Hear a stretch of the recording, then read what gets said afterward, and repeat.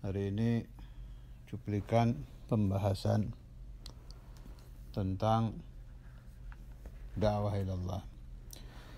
Saya nukil dari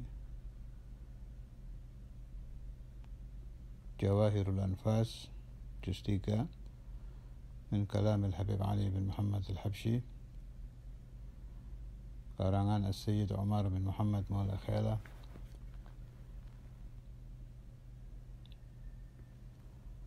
halaman 73.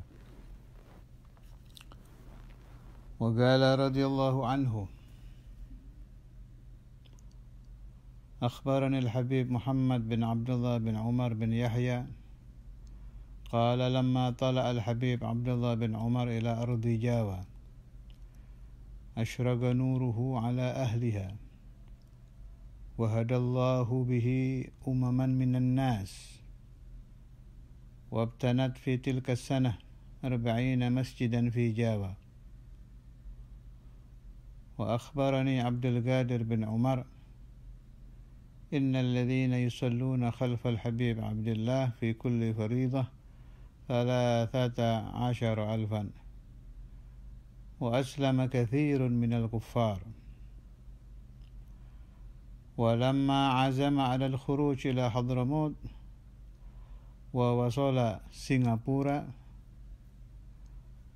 وكان بعض البلدان التي قريب سنغافورة ما دخلها الحبيب عبد الله، فأتى أهلها إليه وطلبوا منه أن يدخل إلى عندهم ويدعوهم إلى الله، وعزم على الدخول ورغب في ذلك.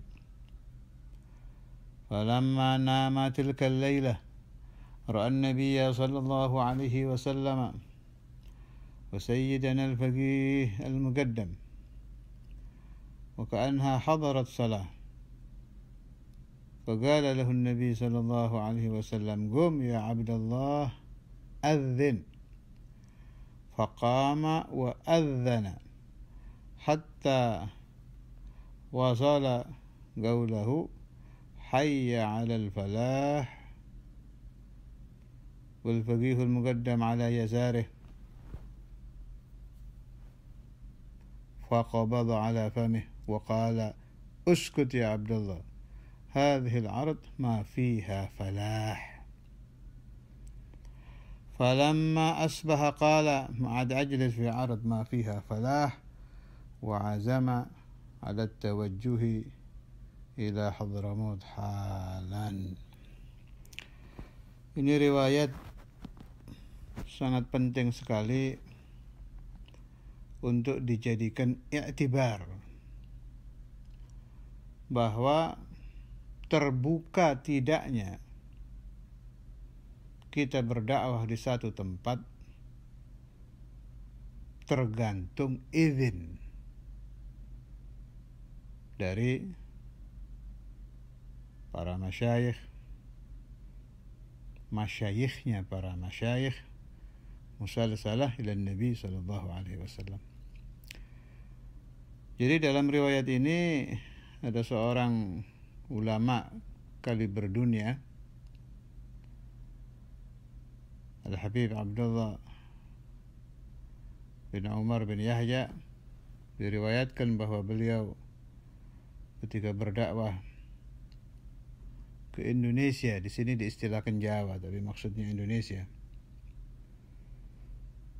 dakwah beliau sangat berhasil. Bermacam-macam kelompok masyarakat masuk Islam. Bahkan diceritakan di sini, di dalam 1 tahun pernah terbangun 40 masjid.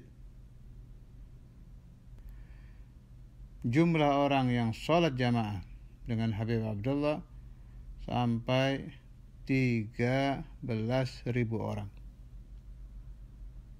Itu 5 waktu, subuh, zuhur, asar, maghrib, isya. Juga diceritakan di sini tidak terhitung orang-orang non-Islam yang masuk dan bersyahadat di hadapan Al-Habib Abdullah bin Umar, mengucapkan asyhadu an la ilaha illallah wa asyhadu anna Muhammadar Rasulullah. Luar biasa berhasil dakwah beliau. Garis bawah ini, dakwah beliau telah berhasil. Tetapi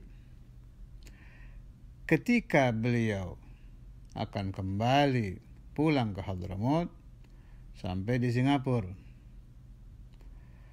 Nah, di sini dalam kitab ini dikatakan ada sebagian kota yang dekat Singapura. Jadi kalau menurut kitab ini bukan Singapurnya. Allahu a'lam ini. Kotanya apa, desanya apa, tidak jelas. Penduduk setempat meminta beliau untuk berdakwah ke situ. Ke desa A.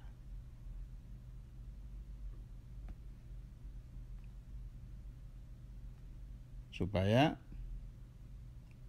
kota tersebut atau desa tersebut juga dimasuki ajaran Allah. Setuju Habib Abdullah? Ya akhir, saya akan berdakwah ke sana. Ini yang perlu digarisbawahi, sangat penting, terutama untuk para khatib, para penceramah, para ustadz, para mudarris. Ketika beliau tidur malam itu, beliau bermimpi Rasulullah SAW bersama dengan Nabi Sayyidina Al-Faqih Al-Muqaddam Muhammad bin Ali Ba'alawi.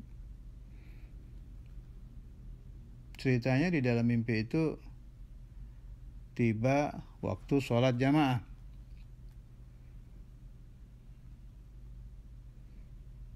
Kemudian Rasulullah SAW memerintahkan kepada Habib Abdullah untuk adzan. Gum, ya Abdullah, adzan. Disuruh adzan Habib Abdullah. Adzan beliau. Bangun adzan. Allahu Akbar, Allahu Akbar. Allahu Akbar, Allahu Akbar. Terus asyhadu an la ilaha illallah, asyhadu anna Muhammadar Rasulullah. Waktu sampai kalimat adzan, hayya 'alal falah, Faqih Muqaddam berada di sebelah kiri beliau. Tahu-tahu tangan Faqih Muqaddam menutup mulut Habib Abdullah. Wa qala uskut ya Abdullah, hadhihi al-'arad ma fiha falah. Jangan kau teruskan adzanmu mengucapkan hayya 'alal falah. Falah itu kan keberuntungan. Jangan. Di kota ini tidak ada keberuntungan. Masya Allah. Falamma asbaha qala ma'ad ajlis fi 'arad ma fiha falah. Ketika beliau bangun, beliau tidak jadi berdakwah di kota itu dan kembali pulang ke Hadramaut. Renungan kita, sebelum itu berapa desa yang beliau berhasil berdakwah? Berapa kota ilmu beliau masuk? Bukan hanya orang dari buruk menjadi baik, dari baik menjadi lebih baik, bahkan tidak terhitung yang dari non-Islam, dari kufur, dari agama lain masuk ke dalam agama Islam. Ini satu desa tidak bisa. Ada apa di sini? Ini rahasia izin. Tidak ada izin dari Rasulullah SAW dan dari Sayyidina Al-Faqih Al-Muqaddam. Maklum bahwa Al-Habib Abdullah bin Umar adalah penganut Thariqah Alawiyah. Jelas sekali bahwa imam beliau adalah Sayyidina Al-Faqih Al-Muqaddam Muhammad bin Ali Ba'alawi. Karena itu saya teringat pesan Maha Guru saya Syekhuna Samahatul Ustadzul Imam Al-Hafidh Al-Musnid Al-Qutb Al-Habib Abdullah bin Abdul Qadir Al-Faqih radhiyallahu ta'ala anhu. Beliau katakan, jangankan mengajar, belajar saja pakai ijazah. Jadi kata beliau, ajaztuka fit ta'allum qabla ta'lim. Itu ada. Orang mengambil ijazah untuk ta'allum, untuk belajar. Setelah dia berhasil belajar, baru wat ta'lim. Ada lagi ijazah nashrul ilm, menyebarluaskan ilmu. Ada lagi ijazah dakwah, tabligh. Kalau yang sudah kali beratas seperti para masyayikh kita mendapat ijazah bi'ah thariqah, itu lain, tinggi itu. Kalau yang untuk kelas kita, setelah selesai ta'allum, sebelum kita berdakwah harus ada ijazah untuk dakwah. Sebab Qur'annya juga jelas, wada'iyan ilallah bi'idnihi. Ada kalimat bi'idnihi, harus ada izin menjadi da'i, menjadi muallim, menjadi ustaz, menjadi khatib, harus ada izin dari guru. Sebab banyak juga para mursyid, para syekh, para sufi yang melarang beberapa muridnya untuk dakwah. Karena si syekh melihat ini bahaya ini. Ini anak kalau dia dakwah akan semakin busuk, semakin buruk, hatinya semakin kotor. Jadi dilarang sementara sampai bersih dulu. Ada kebalikannya. Si fulan harus mengajar. Kalau tidak mengajar, dia tidak akan menjadi baik. Di antaranya salah satu guru saya juga di Tegal, Syekhuna Ki Ahmad Giren, ketika beliau baru berhenti selesai belajar dengan Sayyidina Maulana Al-Walid Al-Habib Abdullah bin Abdul Qadir Al-Faqih, beliau ragu untuk mengajar. Bahkan cerita kepada saya, goncang betul waktu itu. Ini yang saya ajarkan ini tauhid. Tauhid itu bahaya. Kalau bahaya dalam arti keliru, orang bisa salah paham tentang Allah. Ini bukan salah paham tentang hal-hal biasa, tentang Allah. Akhirnya waktu Sayyidina Maulana Al-Walid Al-Habib Abdullah bin Abdul Qadir Al-Faqih berdakwah di Tegal, dikasyaf itu Ki Ahmad, dipanggil oleh Saudara Imam Habib Abdullah. Kemudian kata Saudara Imam, saya tahu ilmu kamu belum cukup, saya tahu. Tapi allimin nas allamakallah.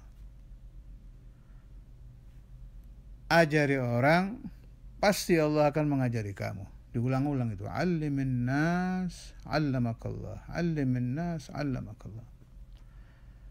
Ajari orang, maka Allah akan mengajari kamu. Ada yang begitu. Jadi salahul murid bitta'lim ada. Si murid menjadi baik dengan dia istiqamah mengajar. Ada yang salahul murid bitta'allum, meskipun sudah pintar, belajar aja terus. Sampai bersih dulu, baru gurunya lihat sudah bersih, baru disuruh mengajar. Saya dapat riwayat juga, saya lupa siapa yang bercerita, tapi riwayatnya saya masih ingat, bahwa Al-Allamah Alimul Madinah Al-Munawwarah Al-Habib Zain bin Sumaid Allah Ta'ala Amrah, itu di antara asbab beliau menjadi sangat alim itu karena disuruh mengajar oleh guru beliau sekaligus mertua beliau, Habib Muhammad Al-Haddar di Baydha. Bertahun-tahun disuruh mengajar terus sampai terbuka.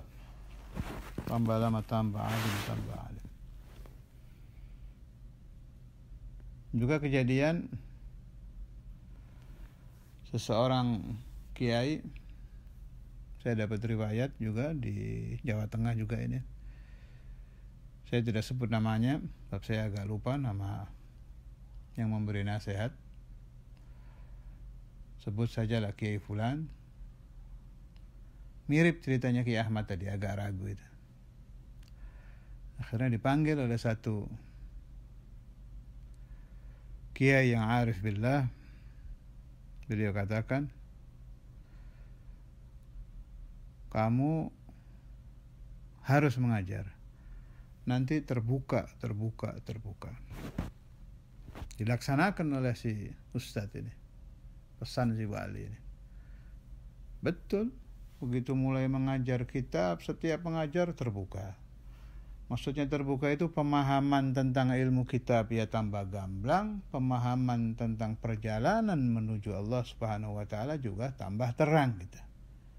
Jadi untuk ta'limnya ya dipenuhi cahaya, untuk suluknya juga dipenuhi cahaya. Kenapa? Biiznihi. Ini izin.